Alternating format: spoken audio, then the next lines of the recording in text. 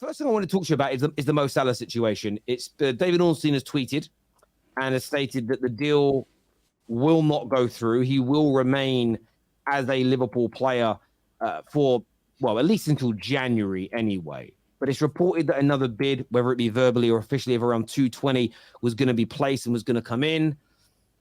Liverpool, JJ, Ram, do you feel that the club's done the right thing by refusing to do this deal? Or do you think with the amount of money on offer, you should have taken it and looked to reinvest in January?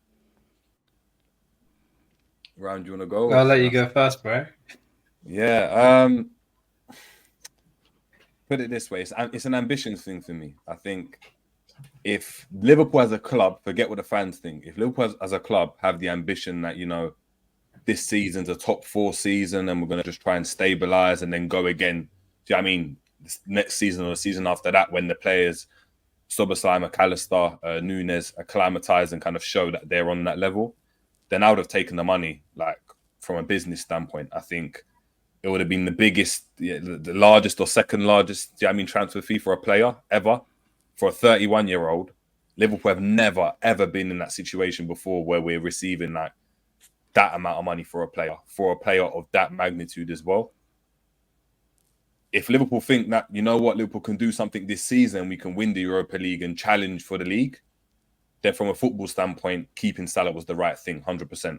So it just depends on, as a fan, what kind of route you're going down. For me, I don't see Liverpool winning the league right now. I don't see us, like, we can potentially win the Europa League, but the Europa League's so difficult. I don't think it's just a given that because Liverpool are in there, we're going to win it.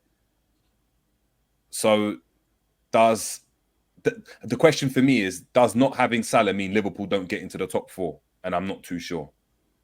I'm not too sure about that. So I'm a bit 50-50. I'm happy because, of course, you don't want to lose your best players. But at the same time, if we go and get rid of Salah in January now or get rid of him in the summer for 100 million, as an example, or 70 million because we haven't got that bargaining power anymore, then we made a massive blunder. So I can hear that point of view, but I think at this moment in time, for what Liverpool need, we need to have some area of stability. We've already had a revamp in our midfield, a complete revamp. We're talking the entire midfield completely changed.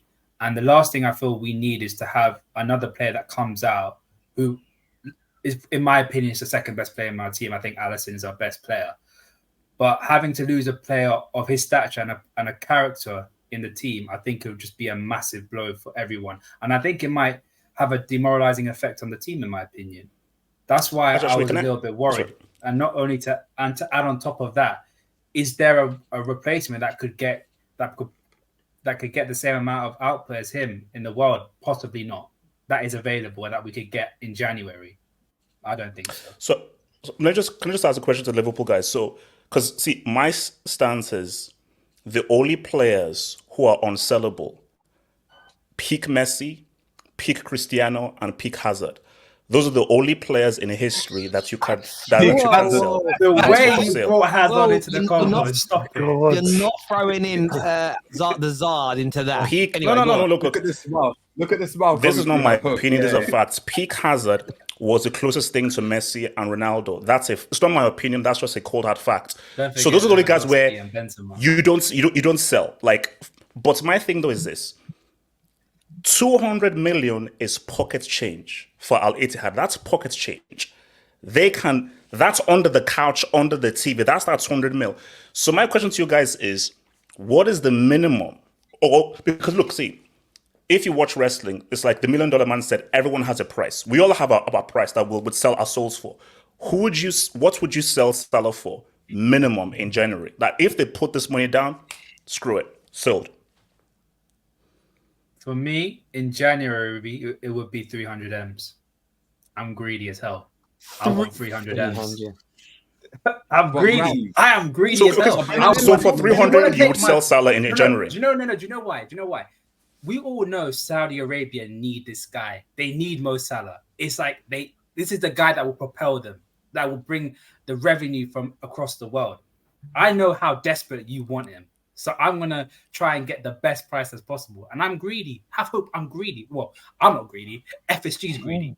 FSG will ask for the most amount of money. So 300 million. Take it. I kind of agree with JJ. Nah, you're not.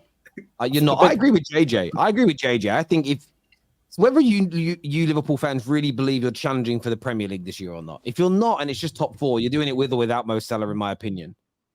If you really believe you could win the Premier League, then yeah, don't sell him because that might be worth more to you than the money. But either way, he's going to get in January or next summer. I would say this to Liverpool fans: you've got 1 year left of Mohamed Salah. Enjoy that final year. Because me and JJ were talking about this earlier, right? Thank God he's going. Thank God. He dunks on my team so much. We said it's very similar to how Coutinho left Liverpool. Obviously, Barcelona tried to bring in their bid of 100 million. We rejected him, and he obviously left in January. But the reason why we were allowed to sell Coutinho at that point was because Salah was heading to around about 60 goals and assists in all comps. If someone like that in our team is doing that, or the whole team, so say like Darwin Núñez has 20 goals and Gakpo has 20 goals as well by January, then I think Liverpool would be like, maybe we are better off selling him or something along the lines. But it does depend on January. How do you replace Salah as well? I think he's one of the best wings. They're going to have to replace him at some point, though, isn't it? Surely, if he's getting to that age. So. But like they touched on, I think your season as well. But it depends on what your targets are. If you wanna win the league, you want to challenge in titles, you need Salahs. You need those types of players. And you can't just easily replace him with a 60 million player. Like name me one that you could just drop straight in that's available that you could buy right now. But I think 300 million is 300 million. You can't really reject that.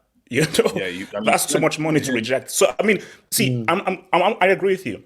There isn't a right winger out there for the money.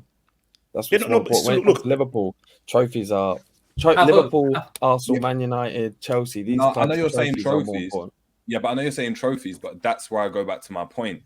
Forget what the fans think, because we can be delusional and get excited over loads of stuff. It's the club.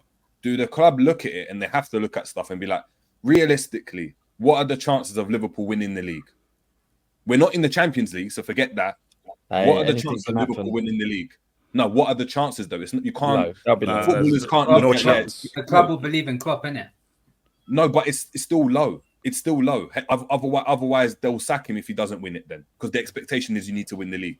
They don't. That expectation's not there. They're trying to give him a year to go and rebuild the team and just see progression from last season, in my opinion. So if that's the case, then they need to look at it and be like, well, getting into the Champions League might give us 100 million in revenue on average, maybe 100, maybe something like that. Once we get into the Champions League, 300, 250 for Salah is way more than that.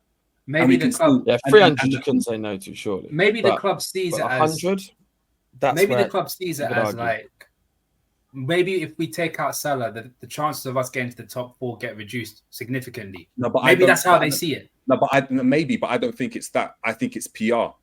It's PR. They cannot go and let Salah, Liverpool's best player, go and leave after the transfer window's gone, knowing how the transfer window went and how there's certain pockets of the fan base that think it was a disaster with the whole Caicedo and Lavia situation. It just cannot happen. Liverpool will only do that if they can go and come out and look good on it and be like, oh, look, we've done this, but look what we've done as a result. So when we sold Coutinho, it was look what Liverpool have done as a result. Not only are we winning and we've got all these players that are doing well, we went and got Fabinho, Naby Keita was secured in that January as well. There was so much optimism. So if Liverpool go out and they're like, oh, okay, well, Salah's going, but when Salah's going in January in the summer, Liverpool are announcing, oh, that X player, and whoever that X player is, like I don't know, Kvaratskhelia from Napoli. If he's coming and it's like, wow, Liverpool are signing him, then already the PR doesn't look as bad. It's like, oh, Salah's gonna go, but look, they're getting this guy that's won the league in Napoli, and look how. And do you know what I mean? It looks a bit better. They can't allow Salah to go right now. It'd be criminal to. Unless there was a ready-made replacement, and I think, but in my opinion, the replacement was available, but he's gone to Aston Villa. So. I think the thing is, you're looking at it like you need this replacement. You need someone as good as Salah to play in that position. And I think from what we've seen so far, with how West Ham and Spurs have done things, we both Spurs lost Kane, we lost Rice, right? But we took that money. We didn't necessarily get a stronger player in that one position, but we've strengthened the team as a whole. So we at the moment look better without these big players than we did with them. And that can happen to Liverpool. Yeah, you might be weaker in that position, but you might have a better midfield. You know what I mean? At the same time. It's not the first time that a team has wasted the money though from a player like that. Look, well, I remember Tottenham with Modric, sold him, and then we did it with Suarez. Garbage. It happens. It's rare. Yeah, who did you buy for Suarez's money? Markovic, Lallana. Balotelli, oh my God. You also did it when you sold Torres. You went and spent 50 million on Andy Carroll. 35. But we got Suarez as well. But my thing though, I miss Liverpool being crap. I miss it. I miss it. But my thing though is that basically, if let's say you sold him for like 350 mil, are you saying that if that 350 mil was given to Klopp and his scouts, you would? Because I agree with what was said, which is that you can't, just like you can't replace Salah. Like right now, there is not a right winger out there that can give you what Salah gives you. So you have to pretty much build it and make a team. So are you saying that if you were given 350 mil, that 350 mil with Klopp, his scouts and his people, you don't trust him to now improve the team entirely? No, I do. I do. But I'm talking about from if we were to get this money in the summer, I would have spent it on a Diaby who I don't think is ready, but he's ready enough to make an impact, you know? Yeah, because I rate him that highly. Yeah, this deal really needed to start a month ago, 6 weeks ago, and then it would have been. I think it could have been very different if a 250 offer comes in for Mo Salah a month ago that gives you time to go into the market, and theoretically, financially, you could afford anybody. There's probably not a player on maybe not Mbappe. I mean, you could test the water with any player in terms of you have enough money to buy Saka. You have enough money to buy Vinicius Jr. Now, you wouldn't land them maybe, but you'd have enough money to go and try and buy who you want. But I agree with Dan. I don't think you should go out and look for the best next option at right wing. You should go, right, let's go and get another world-class centre-back, a world-class midfielder, a world-class right-back. Add those players to, and that's not a dig at Trent. That's move Trent into a more forward-thinking position on the right-hand side and buy a top-class right-back. That might improve you more than trying to sign someone to replace Mo Salah's goals directly.